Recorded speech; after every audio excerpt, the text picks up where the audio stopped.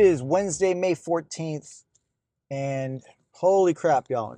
There's just so much happening in the news right now, globally, that honestly, I think they're getting underreported.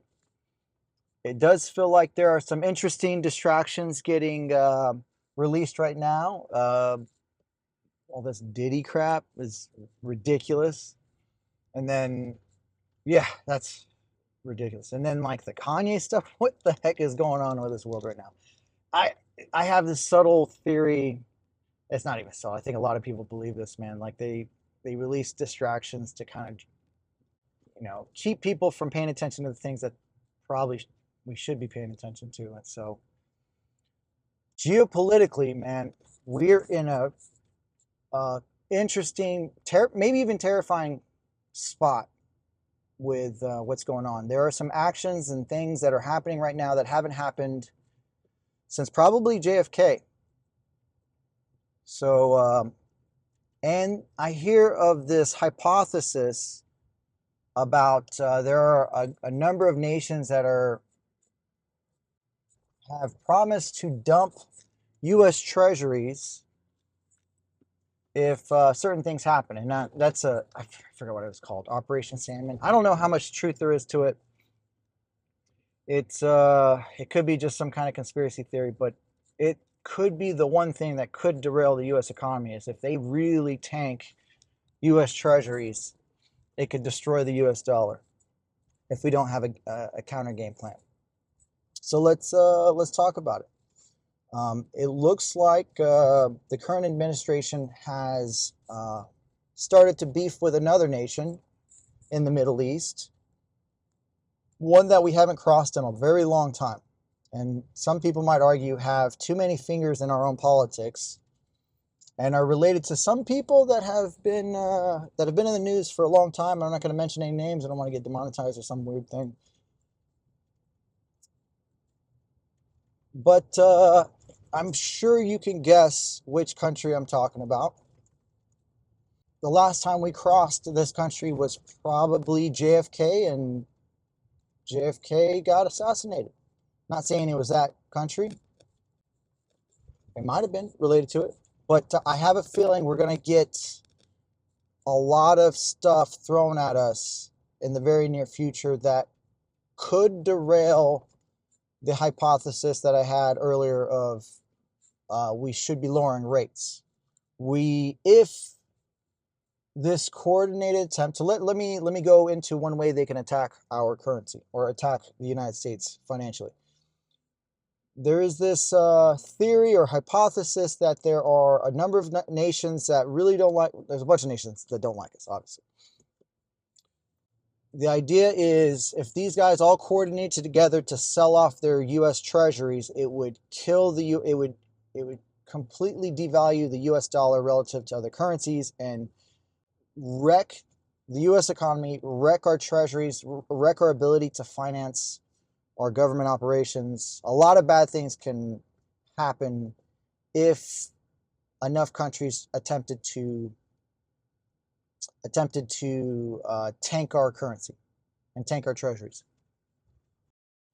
If that happens, mortgage rates, treasuries would go up, the rates would go up, and it would kill our real estate market. It would kill a lot of things. Give me one sec. All right, so that's a terrifying prospect, and I think there's now that we've crossed this country, I think there's a very good chance, because there's a good chance that we might see some financial plays against our currency in the near future, and I'm genuinely concerned about that. Like, I'm about to get more conservative with my own investments with this threat looming over the U.S. economy and the U.S. currency. And I guess it would depend on how the Fed reacts to that, because if I would assume the Federal Reserve and Jerome Powell has the U.S. In their best interests, but if they try to back the World Bank over the U.S., they might intentionally not lower rates or not do any kind of monetary easing policy. I would imagine they would have to do some yield curve control if there was a tanking of U.S. Treasuries. That's what I'm concerned about. Not just we would not only have to lower our federal funds rate to keep us afloat, we would have to do yield curve control, which means the Federal Reserve would just, to artificially keep demand up, they would just buy treasuries to keep our rates down. And what that means is they would monetize the debt. It's guaranteed inflation if that happens. So that's a terrifying prospect to me. Like, we've already gone through a really bad bout of inflation, but if that happens, we'd have to go through an even that level of inflation would be worse than what we experienced over the last 4 years, is what I'm afraid of. It would be more that if that happened, that would be more comparable to what happened to us in the 70s when we ran out of money and we were taken off Bretton Woods. So yeah, they would have to force inflation on the U.S. economy. So that's how they'd have to pay this debt. And yeah, man, that's a terrifying prospect. I don't know what the validity of these claims are, but I can believe there to be, like, I mean, there is a BRICS nations, so what's BRICS? Brazil, Russia, India, China, and then I don't know what the S stands for. We can look it up. So I can imagine the BRICS nations could attack our currency and they could all sell their U.S. bonds. China by themselves could probably put a dent in our treasury rate, selling off what the I don't even know how many billions of dollars they own of ours. Let's say it's $1 trillion of our debt or something. It would do some damage if they all sold at the same time. So there are some crazy things happening in the Middle East. It's just I don't have a good pulse because this is unprecedented in our generation. There's no case study in recent memory that we can point to where we're giving nuclear arms to Syria. We're recognizing countries that a particular historical ally of the United States didn't want us to recognize. And there's these skirmishes happening between India and Pakistan, and it looks like China's funding and weaponizing and giving weapons to Pakistan, and it looks like we're probably on the India side. The West is mostly on the India side, I hope. A lot of moving parts. And I just don't have a good feeling of it, I guess.